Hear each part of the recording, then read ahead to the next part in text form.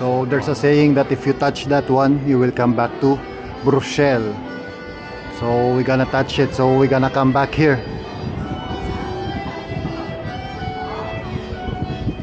So go, I'm gonna touch it.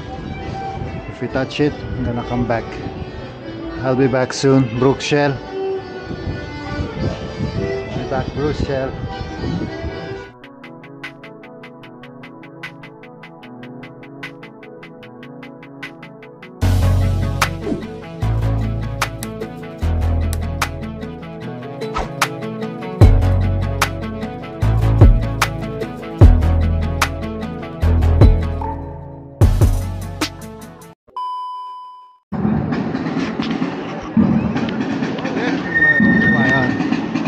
La Bouche. What's that? Is that a parliament? Not parliament. No, parliament. What's that? No. La Bourse. La Bourse. La Bourse. What's inside of that? Huh? What's inside of it? What's inside? There is exhibition. Exhibition. Yeah. This is the center of Bruxelles.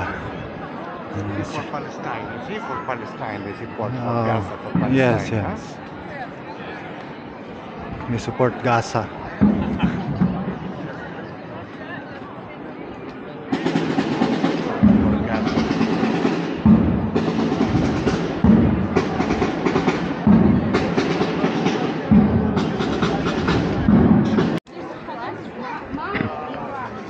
Now this is the Grand Place. I don't come here.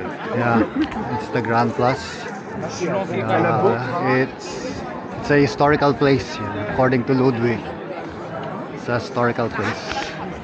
All tourists are going here. Mga shops, yung mga Brussels t-shirts. Ito pala oh. Oh, magnet, mura lang oh.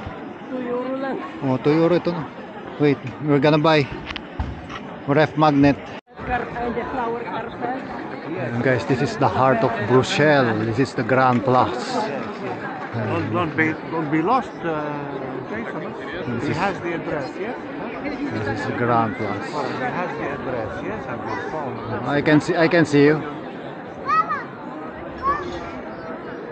I'll be just right behind you. Yeah, ang ganda guys. Wow. Ang ganda. Old building. Yeah. Ang tour guide ko si Ludwig. Si Mama. Ang ganda. Wow. Kaso gabi. Pero ang ganda niya ng building. Ang pagkano niya. Gawa muna ako ng reels. Ikot tayo.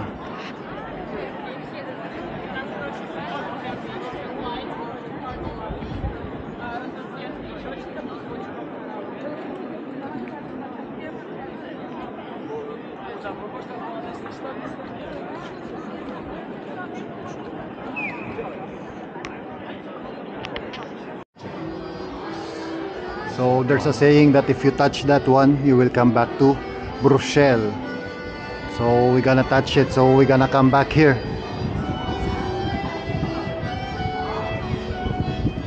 So go, I'm gonna touch it. If we touch it, I'm gonna come back. I'll be back soon. Bruxelles. I'll be back, Bruxelles. I'm gonna touch that one. I'm gonna come back to Bruxelles again.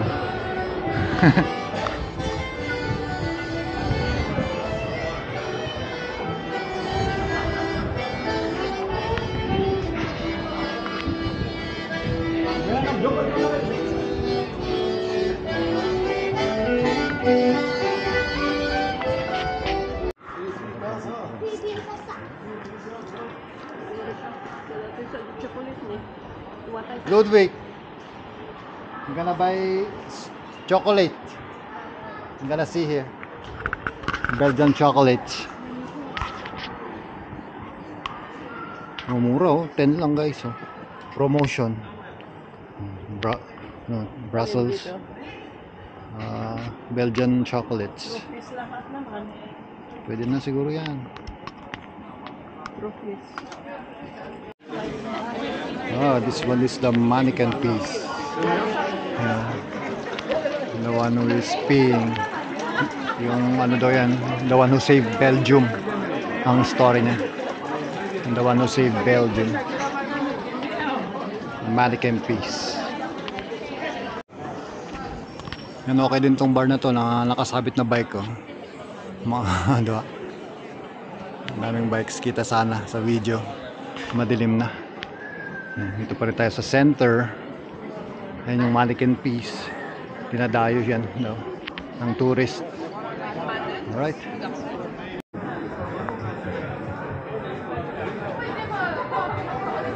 Famous Belgian waffle. Alright. Belgian waffle. Ayan, Hotel Amigo.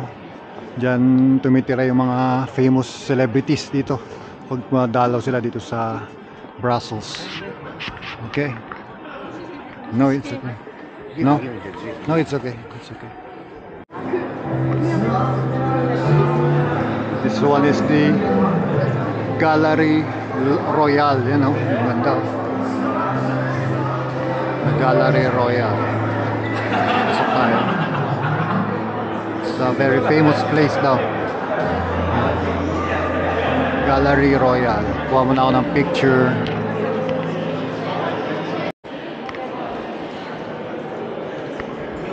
Gallery de la Ring.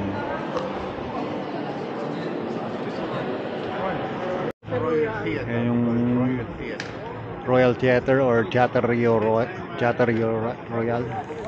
This one is the Renerve, or ito na yung commercial area, busiest commercial area. Yan. Renerve, a lot of shopping district. Kumbaga, Renerve. You tired?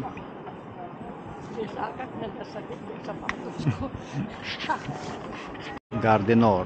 Yes. North area. Gardenor sa north area. Okay.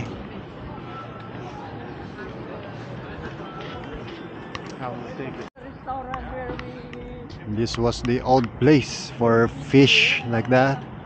Yan, pero maliit na center din nila. Tapos ito yung old church. Yan, dito sa center. Tapos yun na ulit, mga shops na ulit doon, ilaw. Ayan, tapos hassle talaga magpasyal pag may bitbiting kang ganito. Kapag papasyal kayo, dapat backpack or ano lang, cellphone lang, tsaka charger dala nyo, tsaka tubig. Hirap yung ganito, may bitbit. Alright. Winter market. Yeah. Winter market. They will put winter market there. Tapos dun daw ice skating rink. And then dito daw yung mga restaurants daw dito.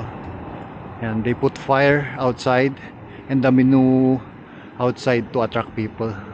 But when you go in, yun, madadagdagan na yung presyo. Kaya for tourists nga talaga, kanya-kanyang ano yan. Kasi magkano nga rin naman binabayaran nila dyan sa mga rent ng mga shops na yan. Kaya kanya-kanyang diskarte pagdating sa mga tourist destinations, guys. Kaya huwag kayong magpapascam. Ano ka lang, take pictures ka lang, video, reels, tapos ano ka na, batchy ka na, ganun. Kain ka na lang sa talagang legit na resto, nakainan. Ganun lang diskarte, guys, pag magta-travel kayo. I learned from the master. Yan ang master, ano yan, master traveler yan. Na-travel nila ang buong mundo yata, guys. Yan. Yung mga legit restaurants ang pupuntahan nyo. Alright? And maybe Jason wants also to take this, only this one. Ayan, yan yung church. Right. Tapos din yung famous restaurant nila, yung Snack St. Catherine Fish Restaurant. Yan, masarap daw dyan. Yan, ano pa ba? Yan, kung gusto nyong matutunan about sa mga travel, panoorin nyo yung Scam City. Napanood ko dati yun, Scam City. Search nyo na lang, napanood ko dati yun sa National Geographic, pero matagal na yun. Scam City, panoorin nyo yun. Lahat ng tourist destinations, may mga technique talaga sila dyan or scams pagdating sa pag-attract ng ano.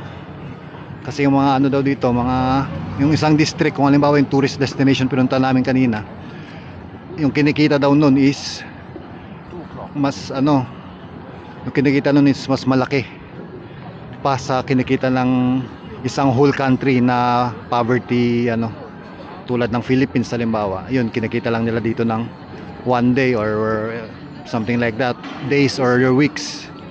Alright, let's go. Many palaces, but there. But why we did not continue there if we will go there? This is one of the palace.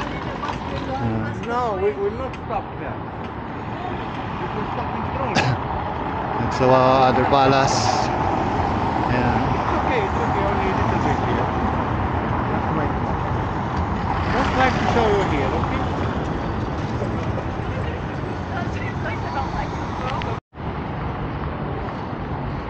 Palais. Yan, Palais is palace. Royal Palace. Koningsplatz. So, ayos na. Koningsplatz. Parang Swedish din. No? Koningsplatz. Punta siguro tayo doon. Yes, huh? Yes, huh?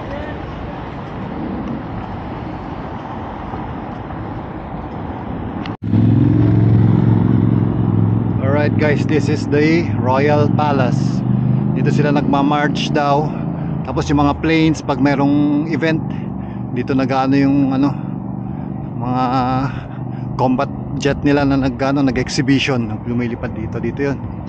Patapak din tayo dito na guys. Napapanood ko lang sa ano to, CNN, nung nanalo yata yung Prime Minister noon. Yan dito sa Royal Platz, Koningsplatz. Yan, ito yata yun, Koningsplatz.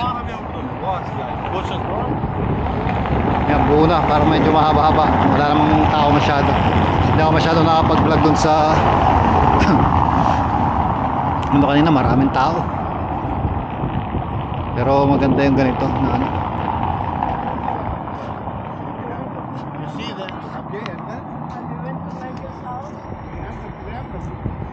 Dito sila gagawa ng ano, magpaparade yung mga military nila dito.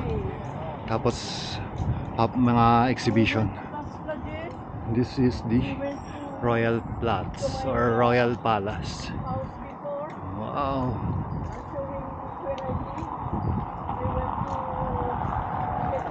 Ganda rin.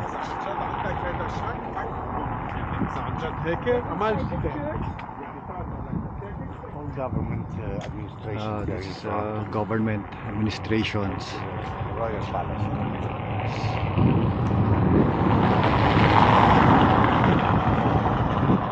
This is the office. The residence is at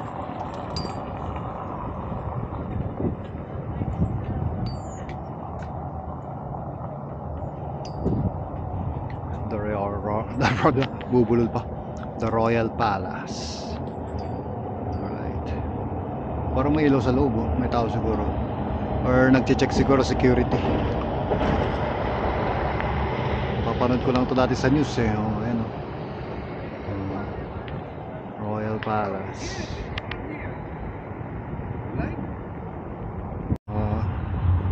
Yan, this one is like New York Central Park dito sa Brussels. Sa big park. Dito sila pwede mag-jogging. Let's go, we will take the tram now. And tapusin ko na dito yung video.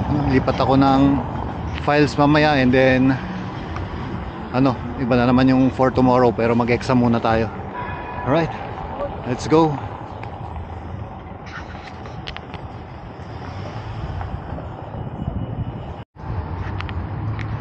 Alright, oh, Ferris wheel guys, oh. Ferris wheel.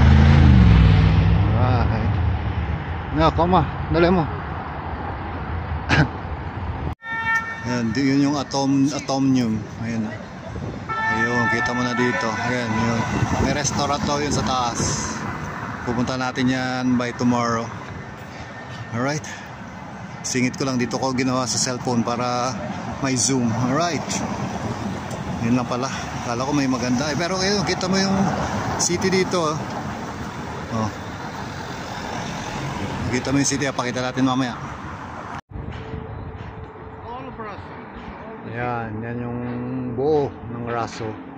Parang nasa elevation tayo. Ayan. All of Brussels. Alright. Ganda. Can we go there? No. Can I try to go there? Try nga natin magpunta. Punta dito. Iwan muna natin sila. Baka magpahinga sila. Hindi ako makapag-vlog mabuti. Mamadali itong kasama kong dalawa. May entrance ba dito? Tignan natin dito.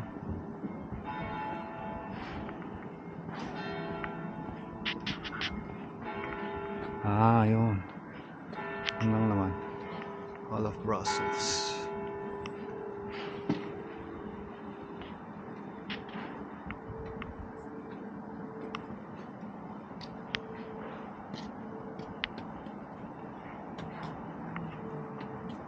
What's in there? Just to get the elevator to get down. Ah, to this get is down. the old city, Limarol. Because the Ah. old part, the ancient part of Brussels, Limarol. Le Moroy. This is the ancient park. Markets and popular markets. Okay. You might drop your phone, huh? Come, yes.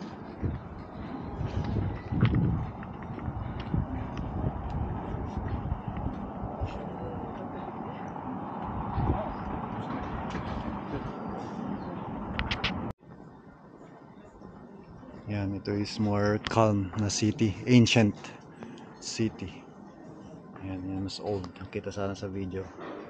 Yan siya. Alright, let's go back.